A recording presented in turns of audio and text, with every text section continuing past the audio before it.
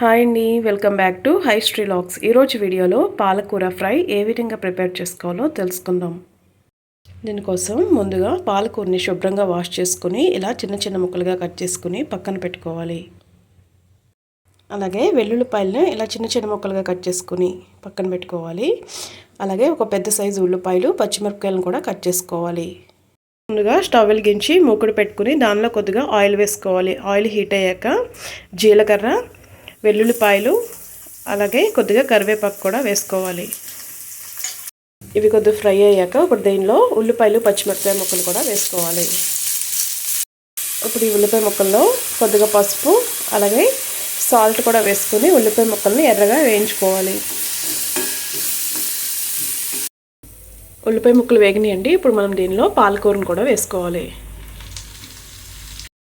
పాలకూర వేసుకున్నాక కూరను ఒకసారి కలుపుకొని ప్లేట్ వేసుకుని మగ్గనివ్వాలి దగ్గరగా.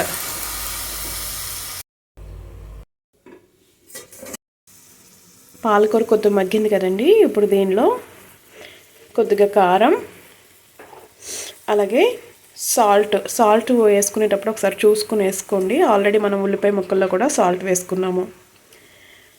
ఈ రెండు వేసుకున్నాక ఒకసారి కూర అంతటిని కూడా బాగా కలుపుకొని మరికొంచెం సేపు మగ్గనివ్వాలి.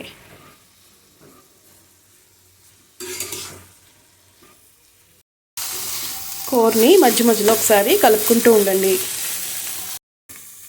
కూర మగ్గిపోయిందండి. ఇప్పుడు దీనిలో ఒక 1/2 టీ స్పూన్ ధనియాల పొడి, అలాగే కొద్దిగా కొత్తిమీర వేసుకుని 1 నిమిషం ఉంచి స్టవ్ ఆఫ్ చేసుకుంటే సరిపోతుంది.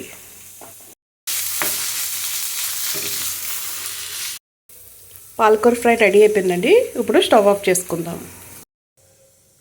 చూసారు కదండి పాలకూర ఫ్రై ఏ విధంగా ప్రిపేర్ చేసుకోవాలో. ఇది సింపుల్గా చాలా టేస్ట్గా ఉంటుందండి. మీకు కనుక ఈ వీడియో నచ్చినట్లయితే వీడియోని లైక్ చేయండి, షేర్ చేయండి, సబ్స్క్రైబ్ చేసుకోండి.